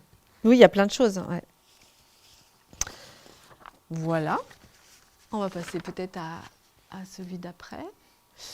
Alors, comment on va se laisser guider par l'enfant aussi en fonction de comment l'enfant va se développer en tant que fille ou garçon. Et ça, c'est plus imprégné à l'intérieur de nous qu'on ne le pense. C'est pas parce que c'est une fille une fille a aussi le droit d'être grognonne, bruyante, puante, meneuse, forte, ridicule, fâchée, sale et drôle. Et un garçon peut lui aussi pleurer, penser aux soins des autres, être calme, rêvasser, être créatif, être doux, avoir peur, être affectueux et être coquet. Et quand je dis c'est plus puissant qu'on ne le pense, c'est vraiment, il y a eu des expériences qui ont été menées autour de ça, où un bébé, où on disait à un groupe de personnes où ce bébé était une fille. Et les qualificatifs qui étaient employés auprès de cet enfant, c'était « Oh, qu'est-ce qu'elle est mignonne, elle est douce, elle est calme. Et si jamais elle pleurait, oh elle est triste. » Et pour ce même bébé, si on disait au groupe d'adultes que c'était un garçon, c'était « Waouh, ah ouais, dès qu'il faisait un mouvement, il est fort, il est tonique. » Et si le bébé pleurait, c'est « Ah il se fâche, déjà, il n'est pas content, il montre qu'il n'est pas content, il a du caractère. » Donc c'est comment on va se laisser guider et laisser l'individualité de l'enfant se construire dans ses traits de caractère, dans qui cet enfant est. Et ce n'est pas parce qu'il va naître garçon ou fille qu'il va pas pouvoir, il ou elle ne va pas pouvoir être en colère, triste, faire des jeux calmes ou faire des jeux bruyants. C'est vraiment très puissant comme adjectifs qui sont intégrés à l'intérieur de nous. Et ça demande d'être conscient et consciente de ça pour changer un peu notre vocabulaire et laisser être l'enfant devenir qui il ou elle a envie de devenir en créativité ou en métier. Enfin, voilà. Si c'est une petite fille qui a envie de jouer au camion, bah, très bien, et c'est OK. Je pense que c'est plus facile de laisser une petite fille avoir des traits, prononcer des traits de caractère qui pourraient aller plus pour les garçons, jouer au camion et tout, que l'inverse. Tout à fait. Dans la conscience, Tout à fait. c'est plus simple. Ouais. Pour dire elle est forte. Les filles, elles peuvent être les deux. Plus facilement maintenant. Pour un- Plus facilement maintenant. Oui, pour tout un à fait. garçon, c'est pas encore d'être coquet, d'être doux. Doux à la limite, mais d'être coquet pour un garçon, ça peut être péjoratif, c'est peut-être fort, mais Presque. après, je vois pas trop loin. Il y a pleurer, prendre soin Pleurer, des même autres. encore plus- même pleurer, c'est encore compliqué. Hein. On peut dire, triste, ça va être, oh, c'est une chochotte. Exactement. Je trouve que c'est encore compliqué la vision pour le garçon, de tempérer les propos. Oui, tout à fait. Ouais. Tout à fait. Calme. Enfin, c'est impressionnant comment cette recherche, dès que l'enfant s'agite un petit peu et que c'est un garçon, tout de suite, ah bah oui, c'est normal, c'est un garçon. Alors que, enfin, où c'est marqué qu'un garçon va plus être à s'agiter qu'une fille, en fait. Et que si la fille s'agite, c'est parce qu'elle est triste, et si le garçon s'agite, c'est qu'il est râleur et il a quelque chose à dire. Donc ouais, c'est vraiment très très imprégné à l'intérieur de nous. Ouais. Alors se laisser guider par l'enfant,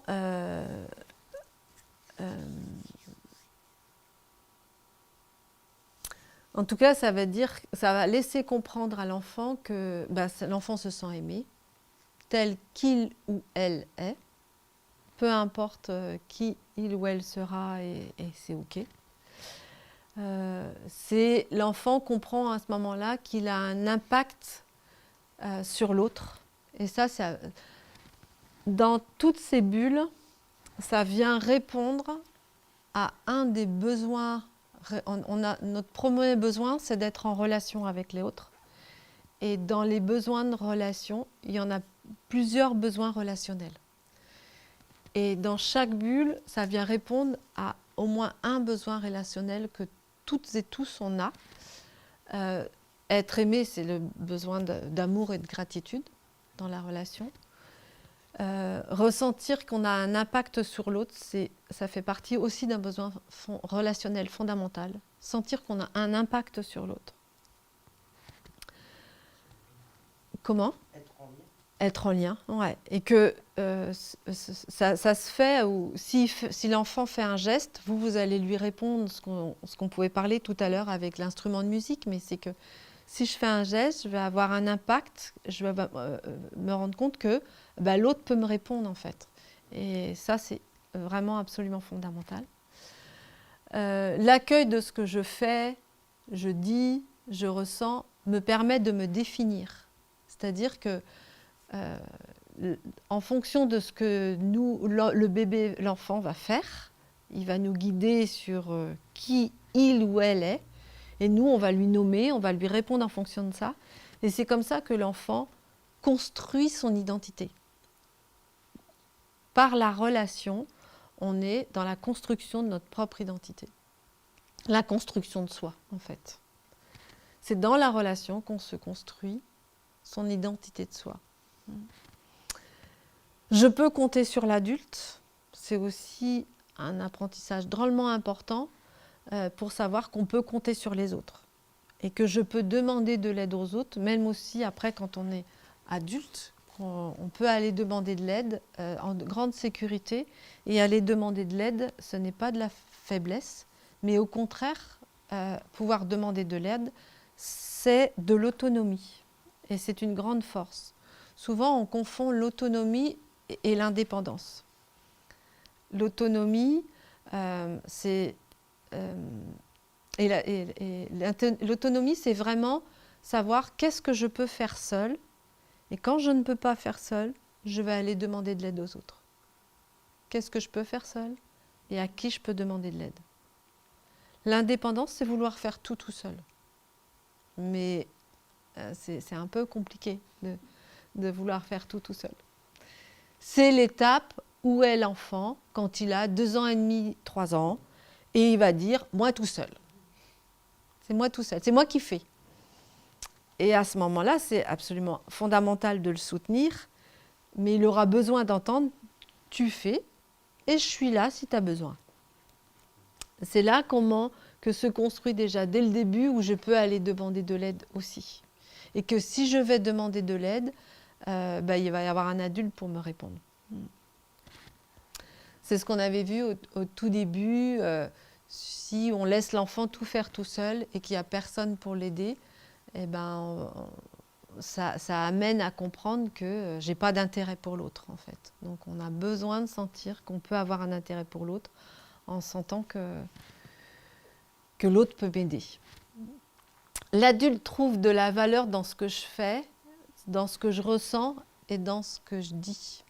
C'est qu'on a besoin d'être validé dans qui on est, dans ce qu'on vit et dans ce qu'on ressent. Et la validation de ce qu'on est en train de vivre, de ce qu'on est en train de faire et de ce qu'on est en train de ressentir nous amène à avoir confiance aussi en soi. Ça fait partie de la confiance en soi et de l'estime de soi. Et on a besoin de la sécurité dans la relation. En se laissant guider par l'enfant, on amène l'enfant à sentir cette sécurité qu'il peut avoir et sa confiance en l'adulte. Voilà. Je ne sais pas où on en est, mais on est pas mal, hein?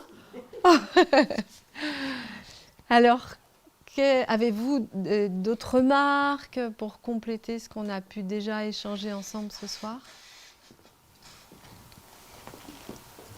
Est-ce qu'il y a quelque chose, une question, une envie de partager quelque chose? Moi, il y avait une expression qui me revenait tout le temps là, à chaque slide, là, en fait, c'est qu'on laisse l'enfant être acteur, en fait. Ouais. Et on lui fait confiance, aussi. Mm. Lui, il a confiance en nous, mais nous aussi, on a confiance en lui. Ouais, tout à fait. Ouais, complètement. Ouais. Ouais.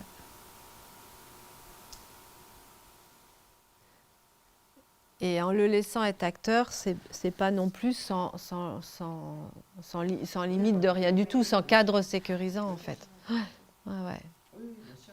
Parce que, Exactement. parce que dans les deux extrêmes qu'on voyait trop contrôlant ou pas d'adulte en face, c'est les deux extrêmes qui amènent des grandes insécurités en fait. Des grandes insécurités. On en revient toujours au cadre. Oui, c'est ça. Ben oui. Ouais. C'est Ouais. ça, c'est Ouais. vrai, c'est bien. Ça, Et puis ça. en fait, nous aussi, l'adulte aussi a besoin d'un cadre, en fait, Ah, complètement. de proposition Complètement. pour être bien dans sa relation avec l'enfant. Mais partout, en fait, là, en venant ce soir, moi, j'avais besoin de savoir si on restait 4 heures ou 2 heures. Mais c'est ça aussi le cadre, c'est dans quoi j'exerce, en fait. Dans quel espace j'exerce. Ça ramène de la sécurité pour savoir comment je vais construire et comment je vais me laisser guider mon exploration, ma créativité. On a absolument besoin de savoir dans quel espace on vit pour... Et c'est hyper insécurisant de laisser un enfant décider tout seul, tout. C'est pas possible. C'est pas se laisser guider par l'enfant. On peut pas, quand on demande à un enfant aujourd'hui, est-ce que on a envie d'aller voir papy, mamie, papa-papy, mamie, en fait, c'est quoi le cadre aujourd'hui? Aujourd'hui, on va chez papy et mamie. Voilà, il y a à certains moments, c'est absolument fondamental de poser le cadre de la journée. C'est trop insécure de devoir tout décider. Ouais. Dans le cas de colère, Ouais. nous, en tant que figure d'attachement, on est censé être quoi? Un adulte contrôlant Ah. Vous voyez où je veux en venir.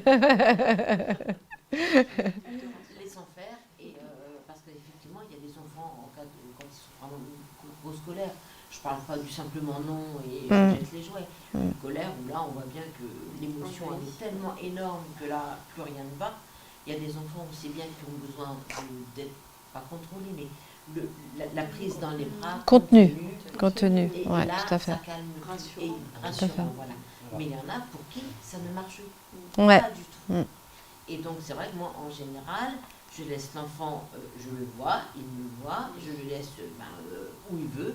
Donc en général, il s'allonge par terre, je veux dire après, sa colère se passe. Moi, j'ai besoin de le voir, qu'il m'entende aussi. Mais après, est-ce que moi j'entends aussi éventuellement, ça peut être mis un petit peu beaucoup plus loin. Et dans ce cas-là, est-ce que je ne suis pas trop démissionnaire en tant qu'adulte si je le mets plus loin parce que sa colère peut aussi gêner les autres enfants. Voilà, c'est toujours la problématique des colères. Des colères. Et des 2 ans. Quoi. Moi j'en ai 4, entre 2 et 3 ans. Et c'est vrai que c'est toujours une période un petit peu avec ce phénomène-là. Toujours un petit peu nécessaire. Pas facile. Pas facile. Pas voilà. facile, ouais. C'est bien que c'est un passage un petit peu obligé. Ouais. Mais c'est ce qu'il y a de compliqué. Ouais. En fait, vous nommez que c'est compliqué et en même temps, vous avez dit tellement des mots justes. En fait, si je reviens sur ce qu'on disait tout à l'heure, un des premiers besoins de tout être humain, c'est d'être en contact, d'être en relation. Et en même temps, il y a des enfants qui vont avoir le sens plus éveillé, ça va peut-être être l'ouïe. Pour d'autres, le sens plus prioritaire, j'ai envie de dire, parce qu'on a tous les sens éveillés, mais le sens prioritaire, ça va être l'ouïe, d'autres, ça va être le visuel, et puis d'autres, ça va être le kinesthésique, c'est-à-dire dans le contact. Pour tous, le contact est important, puisque c'était le contact de départ. Il n'empêche qu'en fonction de l'histoire de vie de l'enfant, de ce qu'il a déjà expérimenté, pour certains, le contact corporel peut être compliqué, comme vous dites.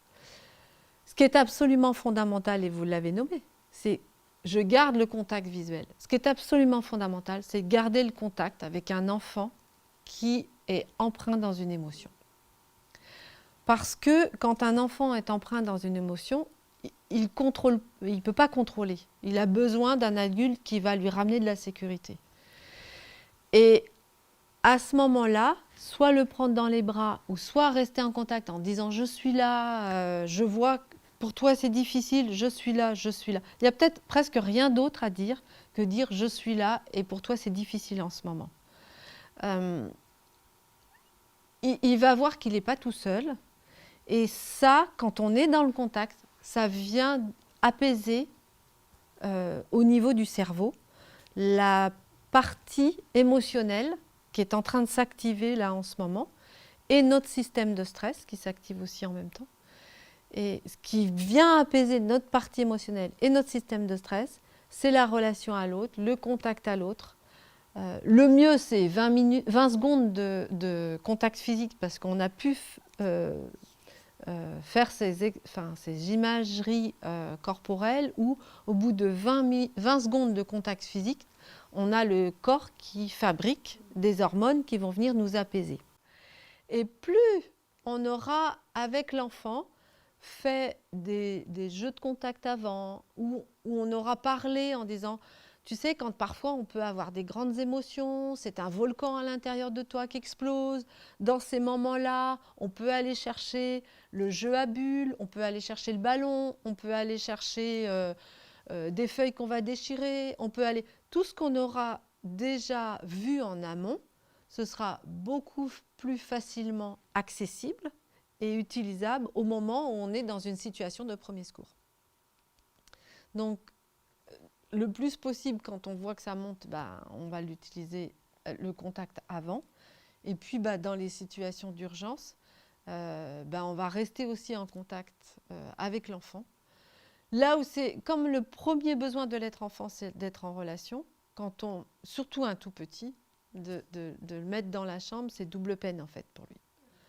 Parce que, ou dans une autre pièce en fait, ou même dans un coin, parce qu'on va lui demander de ne pas regarder, de ne pas être en contact en fait.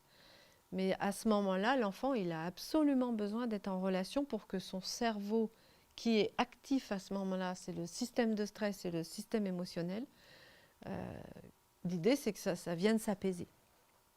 Alors, quand on peut parler, on va dire, mais un enfant qui est en train de faire une crise et je vais aller le prendre dans les bras, ça va valider qu'il a le droit de taper partout. Non. C'est, j'ai envie de dire, quand vous faites du vélo et que quand l'enfant fait du vélo, il va tomber et il va saigner. Qu'est-ce qu'on va faire dans un premier temps? On va aller soigner la plaie et après, on va revoir par où il est passé en disant peut-être que quand il y a des nids de poules, on passe autour. On va aller voir avec lui, expliquer qu'est-ce qui s'est passé. Mais ça ne sert à rien d'expliquer qu'il faut tourner autour des nids de poules.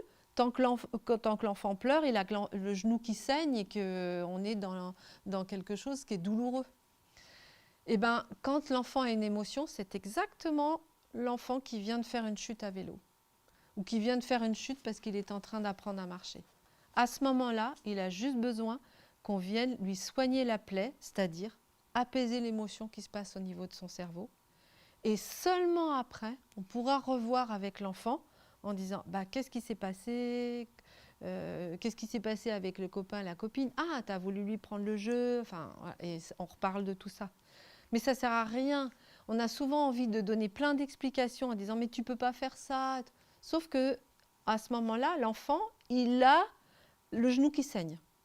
Vraiment, si vous pouvez garder cette image du genou qui saigne, parce que c'est exactement ça qui se passe au niveau émotionnel dans le cerveau. Donc on ne peut pas entendre comment il faut faire tant qu'on est blessé. Donc prendre l'enfant dans les bras à ce moment-là, c'est venir soigner la blessure émotionnelle et après, on va pouvoir voir ce qui s'est passé. Et remettre un petit peu de la compréhension. Et d'ailleurs, souvent, on peut se laisser guider par l'enfant. Hein. Parfois, c'est même les enfants qui vont nous dire j'ai pris le jeu, il ne voulait pas me le donner. Il y a eu un conflit, une émotion, un conflit relationnel. Est-ce que j'ai répondu à votre question? Ouais. Mais vraiment, là encore, en lien avec l'attachement, les deux besoins fondamentaux, c'est d'avoir le sein ou un biberon de lait et d'avoir la relation. C'est absolument... Et puis dormir, bien sûr, les besoins vitaux qui est nourrir, se nourrir, dormir. Et la relation est aussi vitale que le sommeil ou un biberon de lait. Et ça, c'est grâce à la notion de l'attachement qu'on l'a clairement prouvé, exploré avec plein d'expériences passées et encore présentes, plus ou moins chouettes, j'ai envie de dire. Ouais. Suivant des expériences vécues où il n'y avait pas de relation. Le pas de relation du tout peut amener la mort de l'enfant. Et un dysfonctionnement au niveau comportemental et cérébral important. Donc la relation est fondamentale. Donc même pour apprendre que j'ai fait un comportement qui n'est pas adapté, là aussi c'est encore, on va se laisser guider par qu'est-ce que l'enfant a compris de la relation en fait. Et puis on va lui apporter un complément en disant qu'est-ce qui s'est passé. Mais on a absolument besoin de la relation pour comprendre ce qui se passe dans la relation. Il y a quelque chose de dysfonctionnant de dire je vais te mettre à l'écart de la relation pour comprendre ce qui se passe dans une relation. Parce que on a besoin de la relation pour ça.